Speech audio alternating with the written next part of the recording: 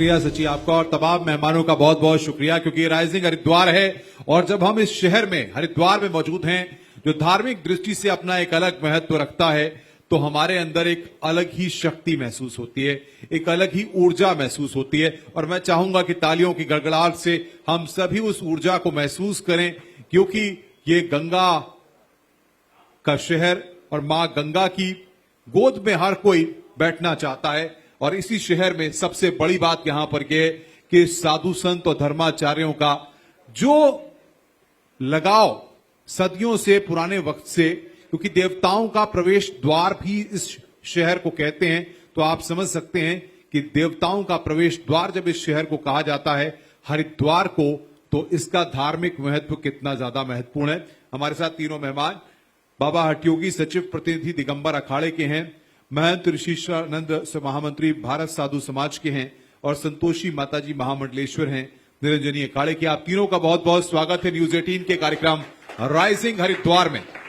सबसे बड़ी बात यह है कि आप तीनों को बताना चाहेंगे हम ये कि न्यूज 18 एक पहला ऐसा चैनल है जो कि जिलेवार आपके हरिद्वार में, ऋषिकेश में, तमाम जगहों पर आपने कई कार्यक्रम देखे होंगे जो तमाम संस्थाओं के द्वारा आयोजित होते हैं, लेकिन एक पहला न्यूज चैनल है जो जिलेवार, इससे पहले हमने राइजिंग पौड़ी किया और अब हम आपके शहर हरिद्वार में राइजिंग हरिद्वार कर रहे हैं, ताकि वाकई में इस शहर की नब्ज को, इस शहर के दिल को, इस शहर के लोगों की आवाज को समझा जा सके।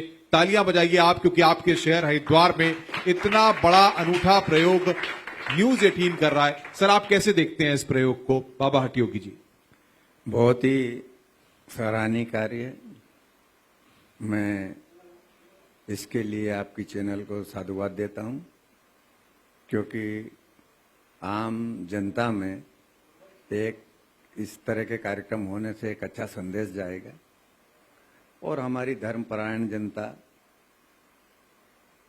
को भी, क्योंकि उत्तराखंड तो देवभूमि है और देवभूमि में अगर इस तरह के कार्य होते हैं तो मैं समझता हूं कि उसका संदेश पूरे भारत को, और भारत ही नहीं अपितु यहाँ से देश विदेश के भी बहुत सारे यात्री यहाँ आते हैं, उनको भी एक अच्छा संदेश पहुंचेगा।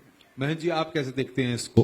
देखिए, बहुत बहुत बधाई आपको कि देवभूमि उत्तराखंड में इस संकल्प के साथ आप यहाँ आए हैं और इसके लिए न्यूज 18 को बहुत शुभकामनाएं देते हैं। निश्चित रूप से जब कोई भी चैनल किसी शहर की मूलभूत आवश्यकताओं को, वहाँ की कार्यशैली को जब दर्शाता है, तो यह पूरा प्रभाव पूरे जो भी देखने वाले दर्शक होते हैं उनको पूर्ण रूप से पड़ता है और उसका एक अच्छा संदेश जाता है। और यह सबसे बड़ी बात है कि न्यूज चैनल द्वारा उठाई गई वार्ता पूरे सरकार तक पहुंचती है, उसके लिए आपको बहुत बहुत साधुवाद है, बहुत बधाई। संतोषी माता जी, मातृशक्ति और मातृभूमि दोनों की बातें तो होंगी ही, लेकिन सबसे बड़ी बात, इस अभिनव प्रयोग को आप कैसे देख रहे हैं? न्यूज 18 का ये बहुत ही सराहनीय कार्यक्रम है जो आप लोग कर रहे हैं। आपके चैनल को, न्यूज 18 को मैं सबसे पहले साधुवाद देती हूँ कि इस तरह का आप लोगों ने प्रयोग किया और चैनल के माध्यम से संपूर्ण भारत में अथवा विदेश में भी इस धार्मिक आयोजन को, इस प्रकार के यहाँ की जनता की, यहाँ की जो मूल संस्कृति है और हरिद्वार की जो पवित्रता है, गरिमा है, यहाँ के कार्यलाप हैं, संपूर्ण विश्व में, भारत में नहीं बल्कि संपूर्ण विश्व में एक हरिद्वार एक ऐसा तीर्थ है, प्रत्येक व्यक्ति हरिद्वार के नाम से परिचित है, परंतु हरिद्वार की वास्तविकता, यहाँ की क्या आवश्यकताएं हैं, कैसा कार्य चल रहा है, किस वर्तमान परिप्रेक्ष्य में कैसे इस शहर की स्थिति है, न्यूज 18 के द्वारा जो जनता को मालूम पड़ेगा तो उसका प्रभाव और अच्छा जाएगा और अच्छा लोगों को इसका लाभ मिलेगा। इसलिए मैं आप सब लोगों को इसके लिए बहुत बहुत धन्यवाद। तो कार्यक्रम की शुरुआत करते हैं चर्चा के केंद्र बिंदु में, लेकिन उससे पहले, क्योंकि यहाँ पर शांति कुंज भी है गायत्री परिवार का और जब भी किसी चीज की शुरुआत साधु संतों के साथ होती है तो मैं चाहूंगा मैं गायत्री मंत्र का उच्चारण करूं और आप लोग भी मेरे साथ उसको करें, ताकि हम कहीं न कहीं एक संदेश देश दुनिया में दे पाएं कि हम किस तरीके से यहां से एक अलग जो अनूठा प्रयास यहां पर न्यूज 18 कर रहा है। तो मैं शुरुआत कर रहा हूं। ओम भूर्भुवः स्वः तत्सवितुर्वरेण्यं भर्गो देवस्य धीमहि धियो यो नः प्रचोदयात्। तो बाबा हठयोगी, हमने गायत्री मंत्र से शुरुआत कर दी है। सबसे बड़ी बात यह है कि सनातन की बात हो रही है, हर ओर शिक्षा की बात हो रही है, शांति की बात हो रही है, सफलता की बात हो रही है। आपको लगता है कि सनातन का मार्ग इन सारी चीजों को अपने आप प्रशस्त कर देता है अगर सत्य के साथ हो? देखिए, आपने सनातन की बात कही। सनातन तो कोई धर्म नहीं है। सनातन जीवन शैली है। सनातन प्राणी मात्र को एक सही मार्ग दिखाने वाला एक आदर्श पंथ है, व्यापक है। और हम तो यहाँ तक कहते हैं कि जिस समय से सूर्य उत्पन्न हुआ और तभी से सनातन की उत्पत्ति भी सूर्य से ही हुई। तो हम सनातन की जो ये बात कर रहे हैं, बाकी जितने भी देश दुनिया में वो सब पंथ हैं।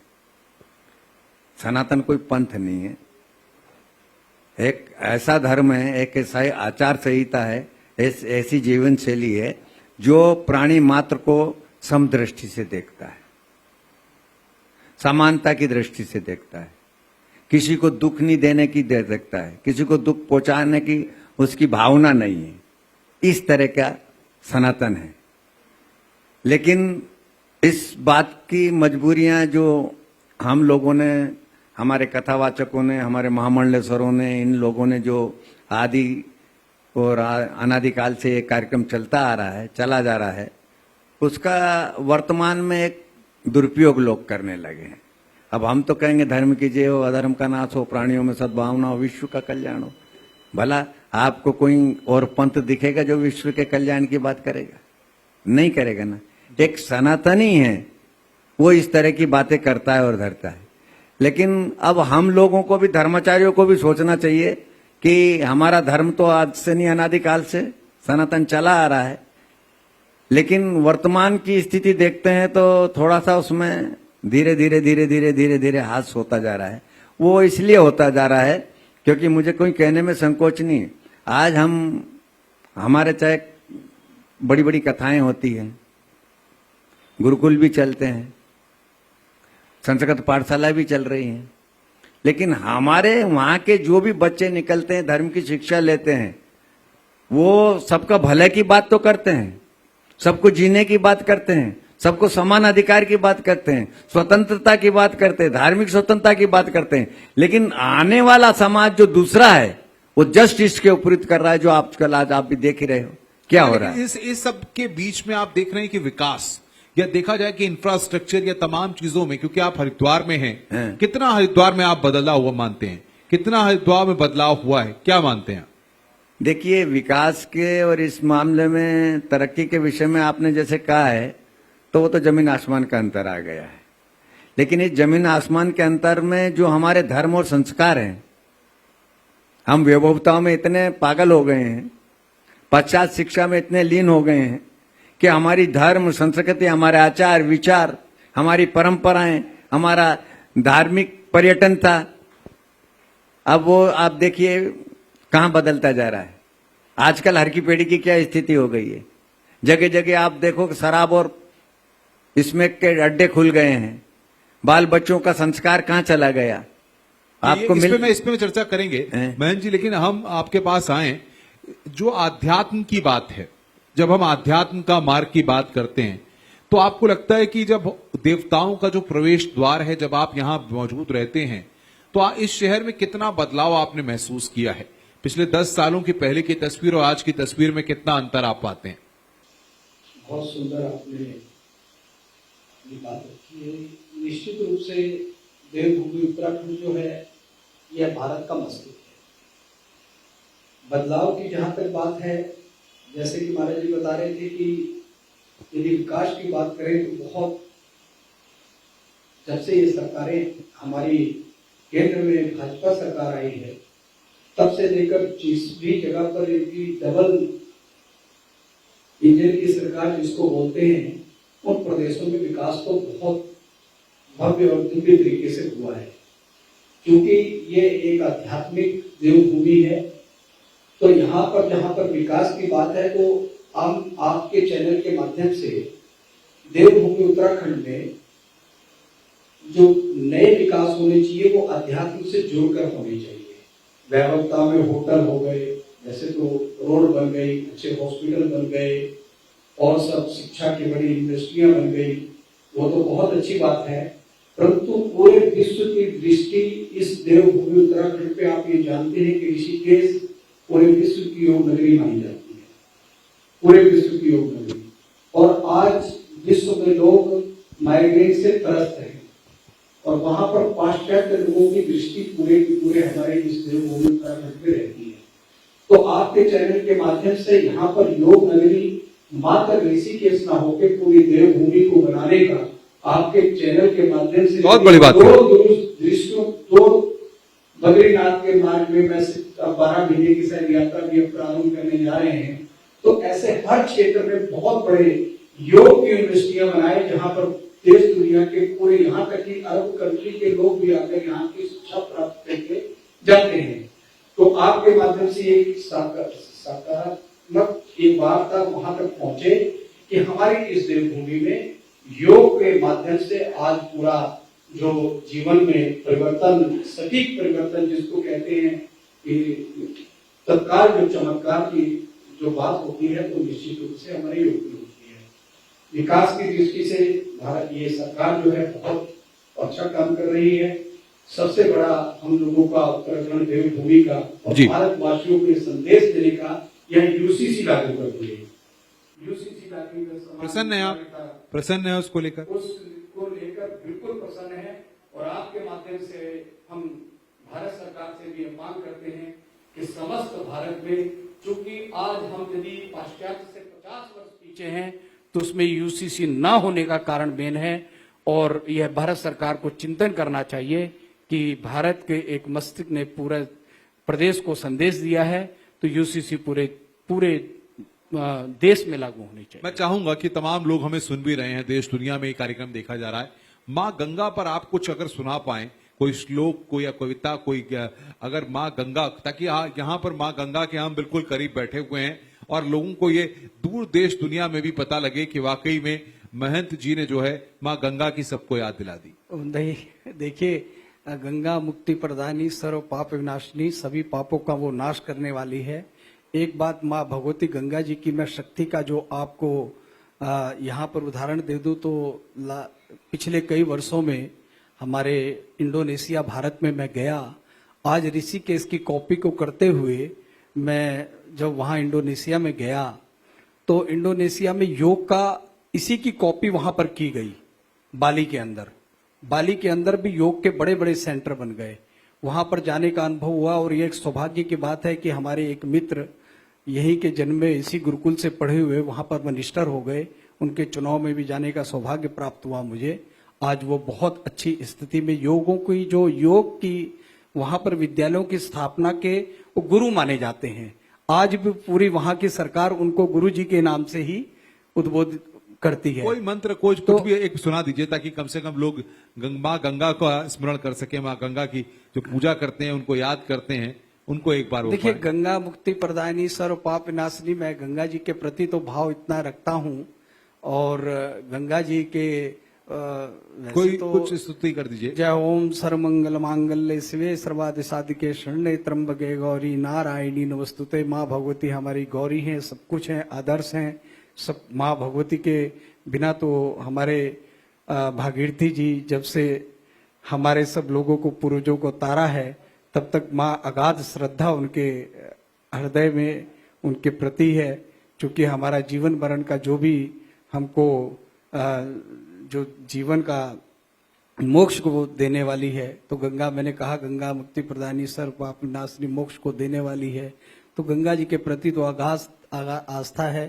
तो यही मैं कह रहा था कि बाली में और यहाँ में अंतर इतना हुआ कि जब वहां योग का हुआ, परंतु वो गंगा जी की जो महत्ता है वहां पर के लोगों के अंदर गंगा सागर पर जाकर पूजन करते हैं, पर सुगई गंगा के नाम से यदि कोई हज करने चला जाता है तो वहां का व्यक्ति कोई यहाँ आ जाता है तो उनको हज के समान माना जाता है। मिश्रा जी, थोड़ा सा इस बात पर मैं गंगा जी की जो महिमा है उसके बारे में बताता हूँ। वहां पर हमारे को सभी मंदिरों में जाने का, वहां के मिनिस्टरों से बात करने का मिला, तो गंगा जी की इतनी महत्ता है कि मात्र आप बिलीव नहीं करेंगे कि हम यहाँ से गंगा जल जो लेकर गए, इतनी अगाध आस्था रही उन लोगों के अंदर कि वो गंगा जी को लेने के बाद सीधा ऐसा उनको प्रतीत होता था कि हमारा ये मोक्ष हो गया है। वहां के बहुत बड़ी बात करें, तालियों की गड़गड़ाहट लगातार बजती रहे। बहुत महत्वपूर्ण बात यहाँ पर कही है। संतोषी माता जी, मैं आपके पास आ रहा हूं। हरिद्वार देवताओं का प्रवेश द्वार, एक ऊर्जा, एक शक्ति जो इस शहर में है वो हर कोई महसूस करता है जब यहां पर आता है। हम भी उस शक्ति को महसूस कर रहे हैं। क्या लगता है आपको, कितना आपका हरिद्वार बदला है? नमामि गंगे तव पाद पंकजम सुरासुरैर्वन्दित नित्य रूपम भुक्तिम च मुक्तिम ददामि नित्यम भावानुसारेण नरो नरम। भगवती गंगा के पुण्य सलीला, भगवती गंगा के तट पर बसा नगर जिसका नाम हरिद्वार है। ये हरिद्वार सचमुच गंगा द्वार है। शास्त्रों में इसका नाम तो गंगा द्वार है, परंतु हरिद्वार और हरद्वार, बद्रीनाथ हम जाते हैं तो बद्रीनाथ जाने के लिए द्वार है, तो ये हरि का द्वार है, इसीलिए इसका नाम हरिद्वार। और हम केदारनाथ जाते हैं तो उसके लिए ये द्वार है, तो ये हरद्वार है। और जो हरिद्वार भी न समझे और हरिद्वार भी न समझे, गंगा द्वार भी न समझे, तो अंत में उसका ये हाड़ द्वार तो है ही है। क्या बात है, क्या बात है। बहुत महत्वपूर्ण बात आपने कही। और मैंने कहीं सुना भी था ये तो कि है ही। आयुर्वेद का द्वार भी है, तो चारों धामों का द्वार भी है। चारों धामों का आधार। और च्यवन ऋषि ने यही हरिद्वार कनखल में स्नान करके बुढ़ापे से यौवन को प्राप्त किया था, ऐसा भी वर्णन मिलता है। तो ये हरिद्वार मायापुरी नगरी है और इसका नाम सप्तपुरियों में ये मायापुरी भी है। और मायापुरी में भगवती गंगा जो यहाँ की मुख्य अधिष्ठात्री देवी हैं, साक्षात गंगा ब्रह्म द्रव है। ये तो देखने की दृष्टि अलग अलग है। कोई उसे गंगा जल देख रहा है, कोई गंगा का पानी देख रहा है, और कोई साक्षात उसे ब्रह्म द्रव के रूप में स्वीकार कर रहा है अपनी दृष्टि के अनुसार। ब्रह्म द्रव अर्थात देवी भागवत में एक बड़ा सुंदर प्रसंग आता है कि भगवान राधा कृष्ण 9वें स्कंद में ये वर्णन है कि बहुत आनंद के साथ राधा कृष्ण गोलोक धाम पर विराजमान थे। भगवान शिव ने जब उन्हें देखा तो भगवान शिव इतने आनंदित हो गए। भगवान शिव ने उनको ऐसे दिव्य रूप में देखकर भगवान शंकर के हृदय का आलाप स्वर बन करके निकला, उनकी स्तुति की, और उससे वो इतने द्रवीभूत हो गए कि राधा कृष्ण जलमय हो गए। उसका नाम है ब्रह्मद्रव। वो जल के रूप में बन गए और वही भगवान राधा कृष्ण ही गंगा है, गंगा ही राधा कृष्ण है। तो ऐसा भी प्रसंग पुराणों में है। तो कथा बहुत लंबी है, केवल इतना ही कहूंगी कि ये आध्यात्मिक नगरी भी है।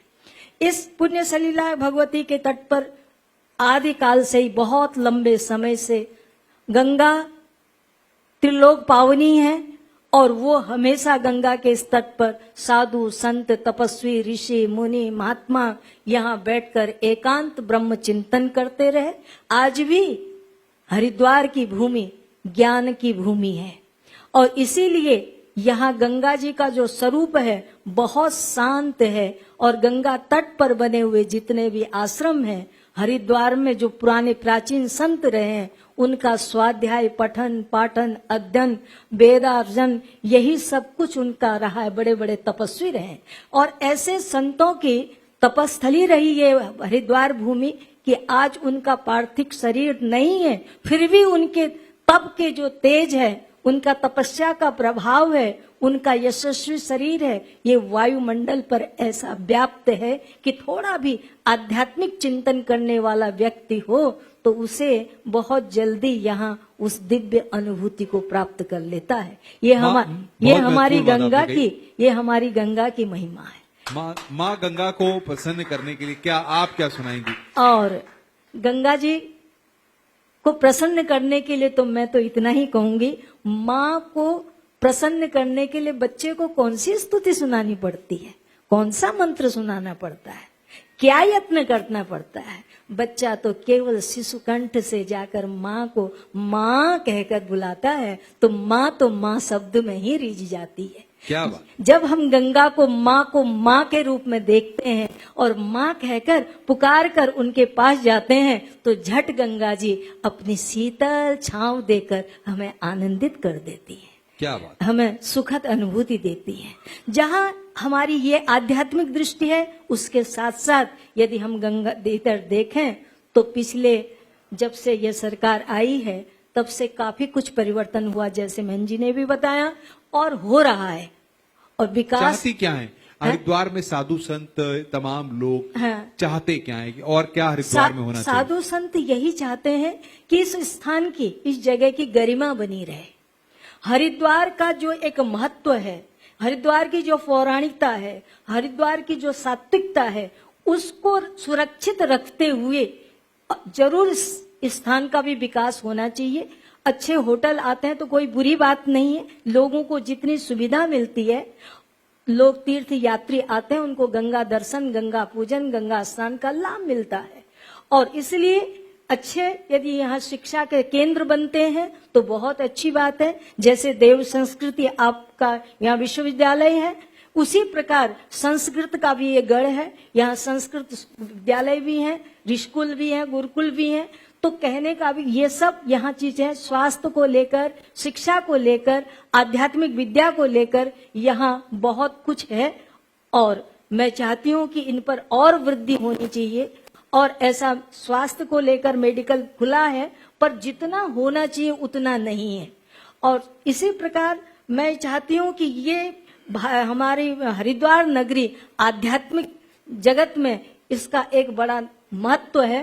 तो आध्यात्मिकता के शिखर पर इसकी पहचान संपूर्ण देश में है, और इसको आध्यात्मिक रूप से इस देश को, इस शहर को उजागर करना चाहिए। ऐसे कार्य होने चाहिए जिन कार्यों में हमारी आध्यात्मिकता न छूटे, हमारी इस देश की जो गरिमा है, इस जो इसकी हरिद्वार की गरिमा है वो बनी रहे, उसकी मर्यादा चलती रहे। ये गंगा जी का अक्षुण प्रवाह जो यहाँ से निकल रहा है, ये निरंतर बना रहे। बिल्कुल, मैं बाबा हटयोगी जी के पास आऊंगा। सर, सबसे बड़ी बात यह कि आज से 10-12 साल पहले का हरिद्वार देखते हैं और आज का हरिद्वार देखते हैं। पहले घाटों की तस्वीर देखते हैं और अब घाटों की तस्वीर देखते हैं। पहले आने वाले श्रद्धालुओं को देखते हैं और अब आने वाले श्रद्धालुओं को देखते हैं। आप कितना सब कुछ अंतर महसूस कर पा रहे हैं? देखिए, युग के अनुसार थोड़ा बहुत परिवर्तन तो चल ही रहा है। हमारा जो हरिद्वार, जैसा कि अभी महामंडेश्वर जी ने बोला, हरिद्वार जिनकी व्याख्या इन्होंने कही भी और बड़ी सुंदर व्याख्या करी है। और लोग श्रद्धा और भक्ति के कारण, आपने देखा ही होगा कि यहाँ कावड़ का मेला लगता है, करोड़ों लोग आते हैं कि नहीं आते हैं। और श्रद्धावान ऐसे ऐसे लोग भी आते हैं कि जो अपने यहाँ से आते हैं, रोटी बांध के लाते हैं या और दूसरे साधन करके वो तीर्थ स्नान करते हैं, माँ गंगा का आचमन करते हैं, स्नान करते हैं, अपने आप को धन्य मानते हैं। दूसरी तरफ जो हमारे जैसे होटल हैं, अच्छे अच्छे आश्रम हैं, पहले आश्रमों में भी इस तरह की सुविधा नहीं थी। पहले के ज़माने में धर्मशालाएं बनती थी, लेकिन वहाँ सिर्फ सोच के लिए रहता था, नहाने के लिए गंगा जी में ही जाना पड़ता था, क्योंकि बाथरूम भी नहीं थे, पहले नहीं थे। किसी भी धर्मशाला में देखो तो नहाने के लिए, लेकिन गंगा जी में जाना पड़ता था। तो आज भी ऐसा तबका है जो हरिद्वार आता है तो वो स्नान गंगा जी में भी करेगा। लेकिन कुछ ऐसा भी आने लगा है जो गंगा जी के दर्शन करना चाहता है, चाहे वो धार्मिक दृष्टि से आए या पर्यटन की दृष्टि से आए, लेकिन एक विशेष लगाव हरिद्वार के प्रति रहता है उन लोगों का। लोग आते हैं, करते हैं, माँ की प्रार्थना करते हैं, माँ का आशीर्वाद लेते हैं। यहाँ के जितने भी प्रकल्प चल रहे हैं उनमें भी हिस्सा लेते हैं। बड़ी बड़ी संस्थाएं हैं, जैसे कि आपने गायत्री परिवार का किया, रामदेव का किया, और हमारे मठ मंदिर हैं, ये सब चीजें। तो दोनों तरह के लोग आपको इस नगरी में मिल जाएंगे। एक निम्न तबके का लोग आएगा, वो भी बड़ी श्रद्धा और भाव से आएगा, और एक उच्च वर्ग का भी लोग आएगा, तो वो भी गंगा माँ के प्रति तो अच्छे से अच्छा। मैं अभी गया था, देखिए जोधपुर की बात बता रहा जी। हूँ, और जोधपुर का ही एक महिला मिली हमें वहां कथा में, ये कौन सा गोवा का गुटखा जैसा बनाना, खैर ये बात नहीं है, लेकिन उनका व्यापार वो है, लेकिन उनका माँ के प्रति इतनी अपार श्रद्धा है, इतनी पैसे वाले हैं, इतने सब कुछ अरबपति खरबपति है, लेकिन माँ के प्रति इतना प्रेम है, इतना स्नेह है, इतना आदर है, इतना भाव है गंगा माँ के प्रति। तो ये तो आज से नहीं, अनादिकाल से आपको हमारा क्या लगता है, आपने महसूस किया जिस तरीके के आप उदाहरण दे रहे हैं, सबसे बड़ी बात यह कि जब हम किसी धार्मिक नगरी में मौजूद होते हैं और वहां इस तरीके का बदलाव महसूस करते हैं, तो आपको लगता है कि सरकारों ने जिस तरीके से इस क्षेत्र के विकास के लिए जो कदम उठाए या जो काम किए जा रहे हैं, या उत्तराखंड की अभी मौजूदा सरकार जिस तरीके से काम कर रही है, उसने हरिद्वार और आसपास के क्षेत्र में काफी विकास के काम किए जिन्होंने काफी तस्वीर बदली है। बिल्कुल आप ठीक कह रहे हैं। गंगा की मतलब बहुत सारे इस तरह से, वैसे तो हमारा मूल रूप से ये धार्मिक पर्यटन है, और धार्मिक पर्यटन की दृष्टि से देखा जाए तो हमारी जो वर्तमान सरकार है, चाहे केंद्र की सरकार हो या राज्य की सरकार हो, उन्होंने देखिए नमामि गंगे घाट की तरफ से किस किस से दिव्य और भव्य, वहां से देवप्रयाग से लेकर यहाँ तक श्यामपुर और कांगड़ी तक बहुत अच्छे अच्छे बनाए हैं। आप चंडी घाट की तरफ देख लीजिए तो कितना आपका 700 मीटर का बहुत दिव्य और भव्य घाट बनाया हुआ है। बाकी अखाड़ों की तरफ से देख लीजिए तो अखाड़ों को घाट और ये दिए हैं, और बाकी दूसरी तरफ से व्यापार की दृष्टि से भी देख लीजिए। अब जो ये कॉरिडोर का प्रसंग चल रहा है, तो मैं आपको यहाँ का कुछ लोग विरोध भी कर रहे हैं, तो स्वाभाविक है कि किसी का घर उजड़ता है तो विरोध तो होता ही होता है, लेकिन आप काशी का कॉरिडोर देख लीजिए, कितने पर्यटक बढ़ गए। आप उज्जैन का कॉरिडोर देख लीजिए, कितने पर्यटक। केदारनाथ का ही देख लीजिए, हमारे केदारनाथ का देख लीजिए। जब से केदारनाथ का कॉरिडोर बना, वो गुफा में वो गए, तो कितने यात्री बढ़ गए। अब इसका फायदा किसको हो रहा है? यहाँ की जनता को ही हो रहा है ना। बाहर से लोग जो भी आएंगे करेंगे, तो एक एक आदमी कितना कितना खर्च करता है, कितना लेके दे के जाता है कि नहीं जाता है, तो आर्थिक समृद्धि तो बढ़ेगी ना। धार्मिक पर्यटन के साथ मतलब जब आए गए तो आर्थिक वृद्धि भी होगी, लोगों का जीवन स्तर भी सुधरेगा। तो ये सरकार जो योजनाएं बनाती है, इस तरह के जो काम चल रहे हैं, वो एक प्रशंसनीय कार्य है। अब ऑल वेदर रोड है, वो किसके लिए? इसीलिए बन रहे हैं ना। अब ये बाकी आप ऋषिकेश योग नगरी से आपका रुद्रप्रयाग तक ट्रेन का है, तो ये सब विकास के कार्य हो रहे हैं ना। ये कौन कर रहा है? जब सरकारें का चिंतन ऐसा हो, सरकार सोचती है कि हम इस आध्यात्मिक प्रोग्रेस के साथ साथ हम आर्थिक उन्नति भी करें, और दोनों समानांतर रूप से चलेगा, तो गाड़ी आगे बढ़ेगी ना। बहुत महत्वपूर्ण बात आप। ट्रेन चलती है, दोनों पटरियां एक समान होनी चाहिए ना, एक से तो गाड़ी नहीं चलेगी नहीं। तो धार्मिक पर्यटन के साथ साथ हमारा जो आर्थिक और भौतिक तरक्की है, वो भी बहुत जरूरी है, और हम दोनों को साथ लेके चलेंगे तो जो वर्तमान की सरकारें हैं, दोनों का बैलेंस करके चल रही है। पहले की सरकारें ऐसा था, आप ये नहीं कहना कि विशेष विस्तांतर हो जाएंगे, लेकिन इसके ऊपर ध्यान नहीं देती थी, किस वोट की राजनीति करती थी, हर पार्टियां करती है। लेकिन इसके साथ साथ हमारी धर्म और संस्कृति से अगर हम जुड़ के रहेंगे और करते रहेंगे, तो एक देश समृद्ध होगा, शिक्षावान बनेगा, आदर्शवान बनेगा, संस्कारवान बनेगा, संस्कार उसके अंदर आएंगे। तो ये हर सरकारों का काम है, और ये जो सरकार कर रही है और इसके माध्यम से, और हमारे साधु संत भी इस विषय में यहाँ नहीं पूरे विश्व में इस तरह की अलग जगह रहे हैं। तो मैं समझता हूं कि ये हमारे देवनगरी देवभूमि के लिए बहुत अच्छा संदेश है, शुभ संकेत। बहुत महत्वपूर्ण बात बहन जी, जिस तरीके की बातें बाबा हठयोगी जी ने रखी, देश के प्रधानमंत्री नरेंद्र मोदी जी और उत्तराखंड के मुख्यमंत्री पुष्कर धामी जी, दोनों डबल इंजन की जो सरकारें हैं, जिस तरीके से उत्तराखंड के धार्मिक महत्व को सबके सामने लाने के साथ साथ धार्मिक स्थानों के क्रियाकल्प और कायाकल्प में लगे हुई हैं, आप उसको कैसे देखते हैं? देखिए, बहुत ही महाराज जी ने अभी बात अपनी बहुत सुंदर ढंग से रखी है। आज उज्जैन हो गया, विश्वनाथ जी का कॉरिडोर हो गया, माँ विंध्यवासिनी जी का अभी अभी योगी जी ने बहुत बड़ा जीर्णोद्धार करके वहां भी बड़ा विशाल मंदिर का प्रांगण बनाया। और उत्तराखंड देवभूमि ये देवताओं की भूमि है। यहाँ पर प्राचीन मंदिर बहुत अधिक हैं और मैं समझता हूँ कि जब से धामी जी सरकार आई है और माननीय प्रधानमंत्री जी को हम तो अपने पूरे साधु समाज की तरफ से उनकी यशस्वी और दीर्घायु की कामना करते हैं। जब से आए हैं तो हमारे जितने भी देव मंदिर पूरे संपूर्ण भारत में हैं, विशेष करके उत्तराखंड भगवान केदार जी के प्रति तो अगाध, भगवान शंकर जी के प्रति अगाध श्रद्धा है उनकी। तो सबसे मूल रूप से हमारे देश की आजादी के बाद से अब तक की जितनी भी सरकारें आई हैं, जब हम कभी कभी चिंतन किया करते थे कि हमारी आयु भी 40-50 वर्ष की होने जा रही है, पर आज भी उसी रोड पर हम चल रहे हैं। और आज आप संपूर्ण भारत में देखते होंगे कि जब तक किसी ट्रांसपोर्ट की सुविधा ना हो तब तक कोई विकास नहीं कर सकता। बहुत महत्वपूर्ण। जब तक कोई भी विकास नहीं कर सकता। हमारा दुर्भाग्य रहा कि अभी यहाँ देहरादून से जो इस हाईवे की बात करें तो ये कम से कम 2 सरकारें निकल गई और जो फ्लाईओवर थे वो मैं समझता हूँ कि वो 25 गुने उसका रेट बढ़ाकर दोबारा से बनानी पड़ी।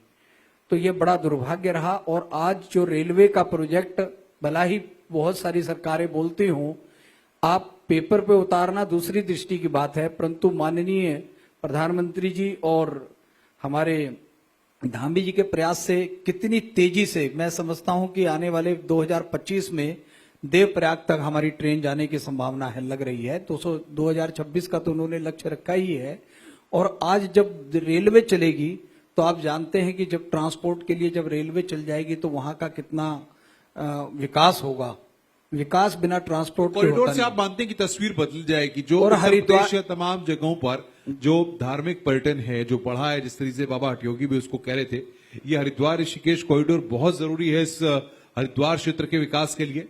मैं अपने व्यापारी भाइयों से बहुत विनम्र आग्रह करता हूं कि सरकारें इतना मुआवजा दे देती हैं और विशेषकर से जब से केंद्र सरकार में आई हैं कि यदि किसी की दुकान का मूल्य मार्केट से कम 10 गुना दे देती है, मैं समझता हूं कि वो उससे भी विशाल व्यापार को बढ़ा सकता है।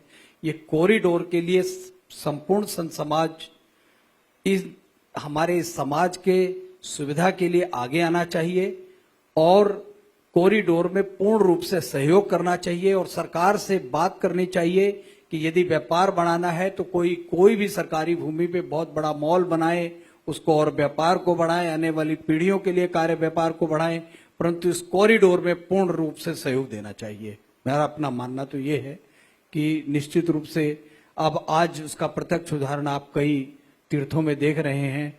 तो आपके चैनल के माध्यम से है कि ये नहीं है कि हम किसी व्यापार भाई का व्यापार जाए, उससे नहीं है, परंतु उनका व्यापार और उत्तरोत्तर बहुत बढ़े। बड़ी बात।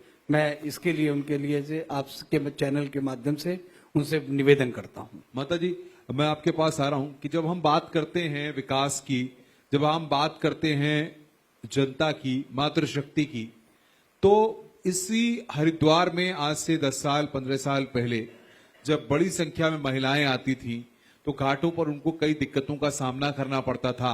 उनके लिए वहां पर कपड़े बदलने का स्थान मौजूद नहीं रहा करता था। तमाम पूजा अर्चनाओं में तमाम दिक्कतें होती थी। आपको लगता है कि जिस तरीके की व्यवस्थाएं अब सरकार के स्तर पे, गंगा सभा के स्तर पे और यहाँ के लोकल स्तर पे, एडमिनिस्ट्रेशन के स्तर पे जो हुई हैं, उसने एक बड़ी नजीर पेश की है और महिलाओं को, मातृशक्ति को बड़ी आसानी होती है? निश्चित पहले से व्यवस्थाएं बहुत अच्छी हुई हैं। गंगा जी के घाट बड़ा स्वच्छ बने हैं और सुंदर बने हैं।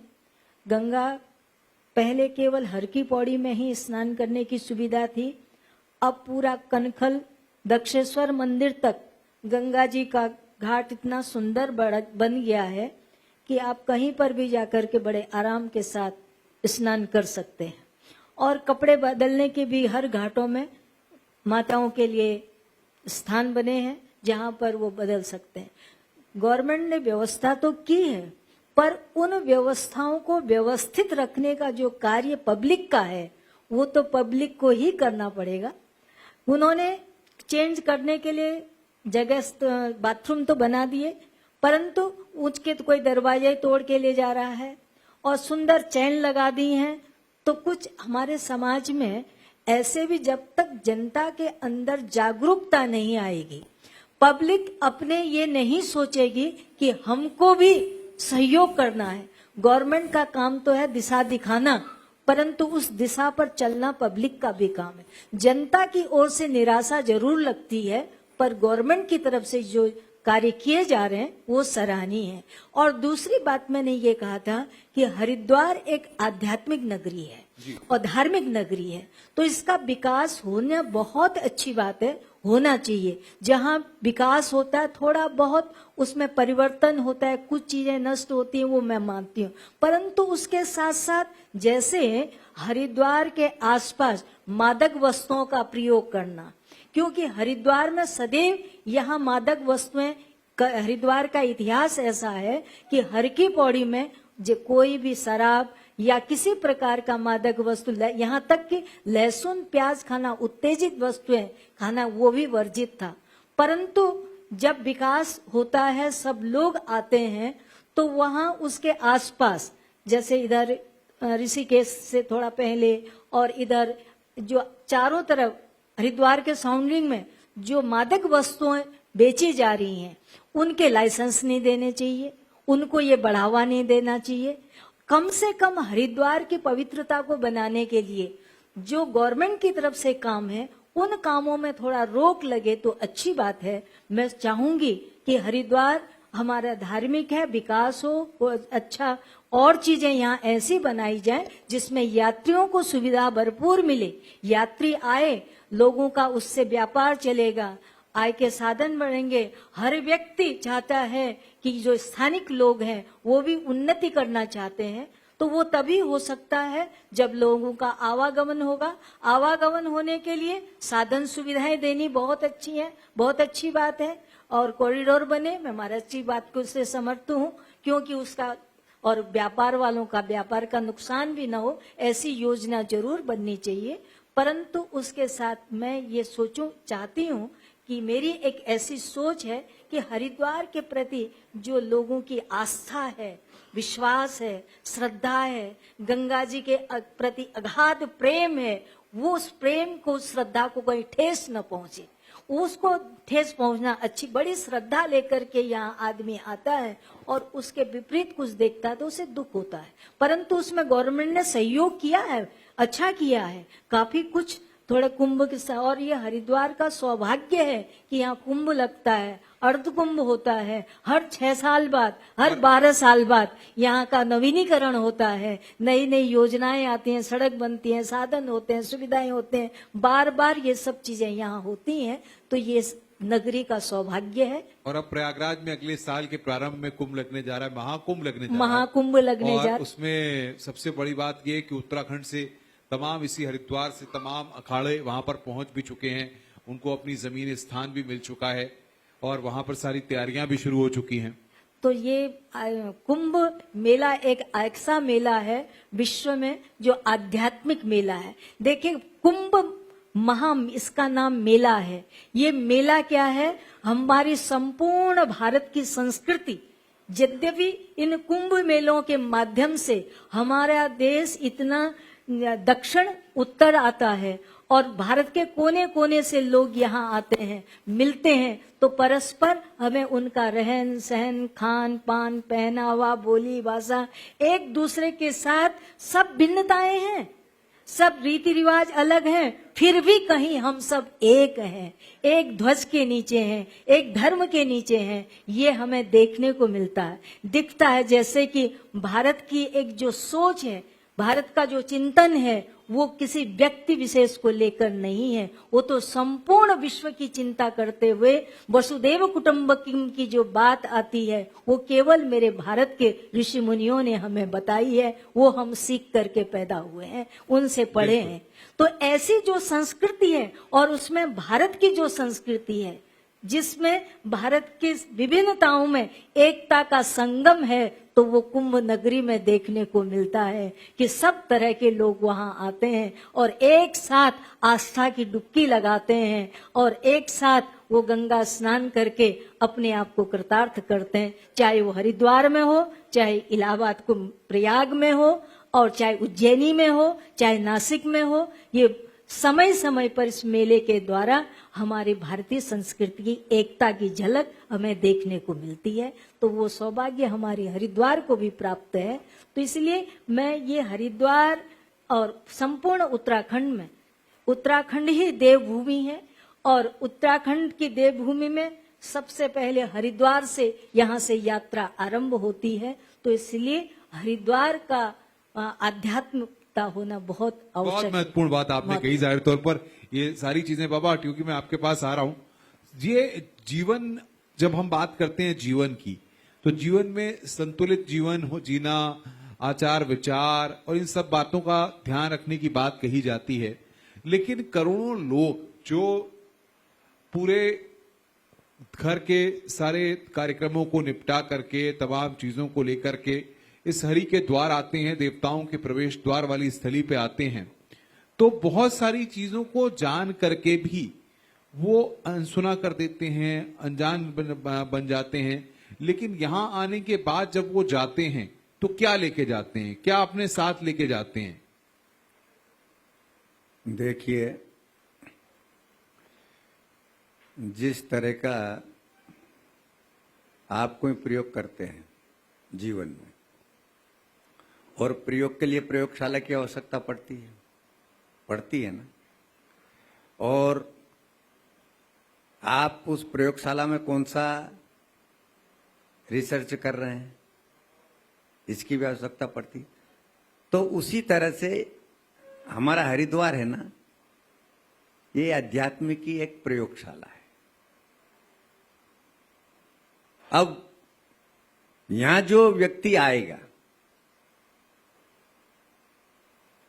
तो पहले तो वो अपने जब स्थान से चलता, अपने शहर से चलता, अपने गांव से चलता, अपने कस्बे से चलता है ना, तो उसके मन में वो भावना हरिद्वार के प्रति जो अनादिकाल से चली आ रही है, उसको देख और सोच समझ के ही आता है। यहाँ मैं हरिद्वार जा रहा हूँ, देवभूमि में जा रहा हूँ, चारों धाम के दर्शन करने जा रहा हूँ, माँ गंगा में डुबकी लगाने के लिए जा रहा हूँ। इसमें मैं रोक रहा हूँ, बहुत सारे लोग ये भी कहते हैं कि मुझे माँ गंगा ने बुलाया है। हाँ। जैसे प्रधानमंत्री ने काशी में इस बात को कहा था कि मुझे माँ गंगा ने बुलाया है, और यहाँ पर भी लोग बहुत सारे, तो माँ गंगा का जब बुलावा आता है तभी तो सब लोग आते हैं। मैं वही बता रहा हूँ ना कि जो वहां से चलता है ना, अपने शहर से, गांव से, कस्बे से, तो उसको यही माँ रहता है कि माँ का ही लालसा रहती है कि मैं माँ के चरणों में जा रहा हूँ, माँ के जल में स्नान करूंगा, वहां की आध्यात्मिक नगरी को देखूंगा, वहां के देवी स्थानों को देखूंगा, वहां के पहाड़ों को देखूंगा, वहां के चारों धामों को देखूंगा। एक मन में इस तरह का उसके अंदर भावना रहती है। तो ये प्रयोग, मतलब एक आध्यात्मिक प्रयोगशाला है आपकी ये। तो उसमें आने के बाद वो अपने इतने वहां लेके सोच के आता है, और यहाँ आने के बाद जो उसको एक अलग ही अनुभव महसूस होता है, एक उसको अलग ही एक शांति मिलती है। ये वो अपने जो अनेक चिंताओं से, अनेक व्याधाओं से, अनेक बीमारियों से, अनेक मतलब विकारों से ग्रसित रहता है, और वो जब यहाँ हरिद्वार और ऋषिकेश में आता है ना, तो उसके जो विकार है ना, अपने आप इस तरह से धुल जाते हैं कि जैसे वॉशिंग मशीन में कपड़ा डालते हो तो मैल उसका छट जाता है और कपड़ा साफ हो जाता है। तो उसी तरह से उसकी आत्मा में एक दिव्यता, पवित्रता, आनंद की एक अनुभूति होती है।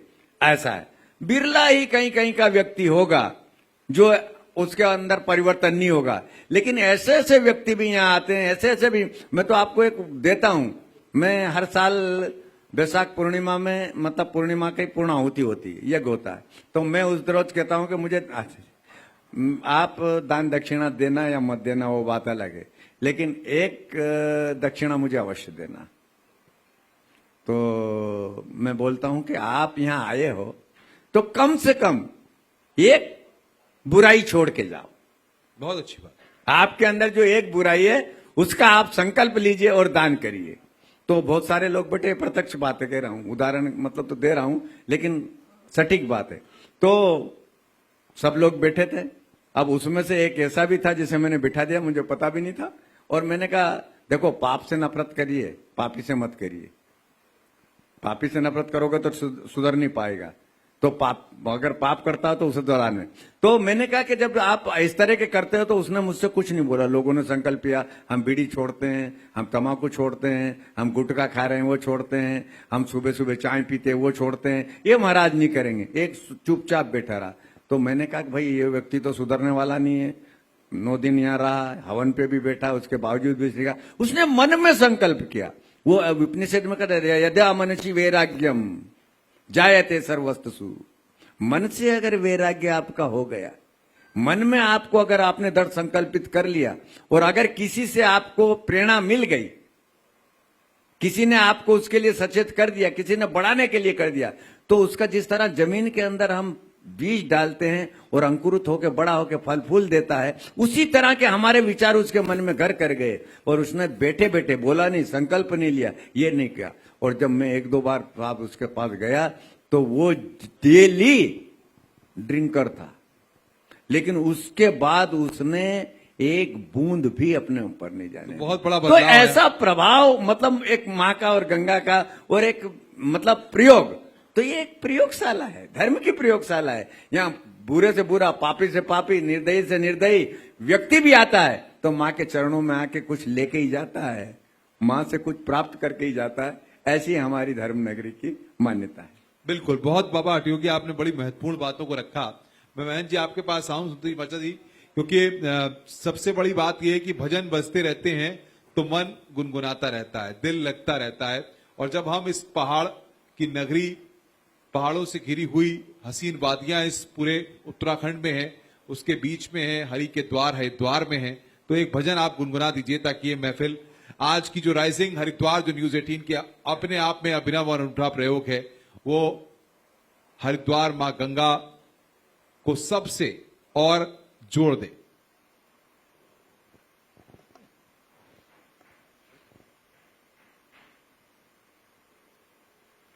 मैया तेरे चरणों की गरी धूल जो मिल जाए, सच कहती हूँ माँ मेरी तकदीर बदल जाए।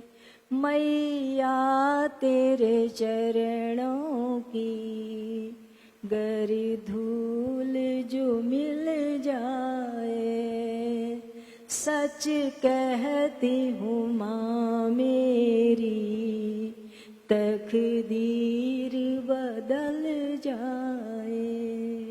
बहुत सुंदर, तालियों की गड़बड़। भगवान आद्य गुरु शंकराचार्य ने कहा है, गंगा जल लव कणिका पीता, गेयम गीता नाम सहस्त्रम। गंगा जी जल तो बहुत दूर है, गंगा की एक रेणु बालू यदि किसी को प्राप्त हो जाती है तो भी उसका कल्याण हो जाता है। गंगा गंगेति सत योजना भी उच्चेत। गंगा गंगा कह के 700 योजन दूर से भी कोई पुकारता है तो उसे गंगा जी मुक्त कर देती हैं, उसके पापों को नष्ट कर देती है। यदि कोई व्यक्ति गंगा स्नान करने के लिए यहाँ नहीं पहुंच सकता, घर के नीचे, घर में, बाथरूम में नल के पानी से नहा रहा है, गंगा गंगा हर हर गंगे, हर हर गंगे, हर हर गंगे यदि पुकारता है तो उसे गंगा के नाम लेने से गंगा स्नान का फल प्राप्त होता है। क्या बात। गंगा के लिए ऐसा कहा गया है, गंगा तव दर्शनात् मुक्तये। गंगे, गंगा के दर्शन मात्र से मुक्ति की प्राप्ति होती है। परंतु हमारे वेद कह रहे हैं ऋते ज्ञानानि मुक्ति, ज्ञान के बिना मुक्ति नहीं होती।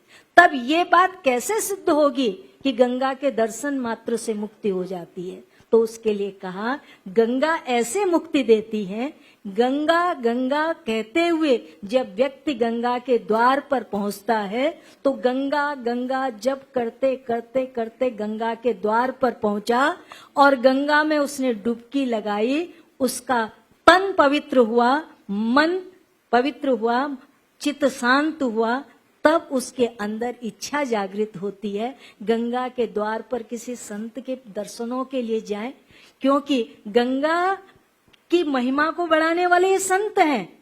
संतों ने गंगा के गुणगान किए, जिसके कारण गंगा जी उन पर प्रसन्न रहती हैं। तब संतों के सत्संग में जाते हैं, सत्संग में श्रद्धा से सुनते हैं। जैसा महाराज जी ने बताया, हठ योगी जी ने, कि एक बात उन्होंने मान ली और उन्होंने कह दिया कि तुम छोड़ो, तो संतों का संग किया, सत्संग की एक बात पकड़ ली कि उन्होंने कोई अच्छा दुष्प्रवृत्ति को छोड़ करके बहुत महत्वपूर्ण, इस पे हम आगे भी बातचीत करेंगे। बहन जी, मैं आपके पास आ रहा हूं 30 सेकंड में। मैं चाहूंगा, क्योंकि अब हमें अगले सेशन की तरफ भी आगे बढ़ना है।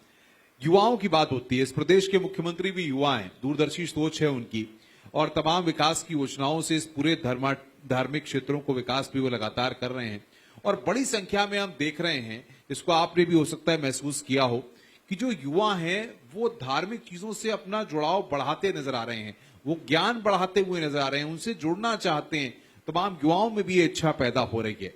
इसको आप कैसे महसूस कर रहे हैं? देखिए, यथा राजा तथा प्रजा, राजा का प्रभाव प्रजा पर होता है। हमारे देश के यशस्वी प्रधानमंत्री एक आध्यात्मिक, मैं समझता हूं कि जब से देश आजाद हुआ है तो उसका सीधा जैसी दृष्टि वैसी सृष्टि। तो युवान जो भी है आज वर्तमान में अपने राजा की तरफ देखता है, अपने माता पिता, अपने बड़ों की जो आचरण होता है उसी की तरफ देखता है।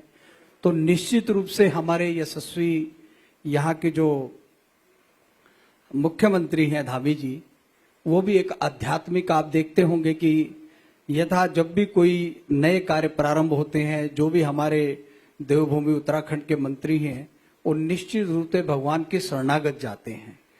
तो जब शरणागत जाने के बाद युवाओं पर एक प्रभाव पड़ता है कि देखिए, अध्यात्म में इतने राजा होने के बाद जब वहां शरणागति हो रही है तो युवाओं में एक नई प्रेरणा मिलती है। ये बहुत महत्वपूर्ण बात होती है कि जब हम तीर्थ में जाते हैं, आज प्रधानमंत्री जी, हमारे मुख्यमंत्री जी, हमारे मंत्री जब देवालय जाते हैं तो लोगों पे एक अटीम छाप छूटती है और उसके प्रति उनके अंदर एक प्रेरणा के स्रोत बनते हैं। यदि कोई हमारे आदि गुरु शंकराचार्य जी जब जाते हैं देने के लिए, उनके अनुयायी होते हैं, तो उसमें श्रद्धा भाव बढ़ती है। तो युवाओं का मैं ये मानता हूं कि जो मेन प्रभाव होता है वो राजा का ही माना जाता है। बहुत बहुत शुक्रिया, आप लोग हमारे साथ आए। और एक बार फिर जिस तरीके से मैं आप सबको बताना चाहूंगा और तमाम अपने मेहमानों को भी बताना चाहेंगे कि न्यूज 18 एक ऐसा पहला न्यूज चैनल है जिसने की राइजिंग समिट की शुरुआत की है और जिलेवार इस समिट की शुरुआत की है। हमने पहला अपना जो इवेंट था वो पौड़ी में किया था। वहां तक पहाड़ों पर पहुंच के उस तरह के इवेंट को करना, संसाधनों को जुटाना किसी के लिए भी इतना आसान नहीं होता है। और उसके बाद अब राइजिंग हरिद्वार और इसके बाद फिर राइजिंग अल्मोड़ा भी हम करेंगे। वहां पर अल्मोड़ा के हसीन वादियों के बीच में वहां पर पहुंचकर वहां के मुद्दों पर बात करेंगे, वहां की प्रतिभाओं से बात करेंगे। लेकिन फिलहाल हम राइजिंग हरिद्वार आज यहां पर कर रहे हैं, इसमें आप लोग आए, बहुत बहुत शुक्रिया। बहुत बहुत धन्यवाद। धन्यवाद।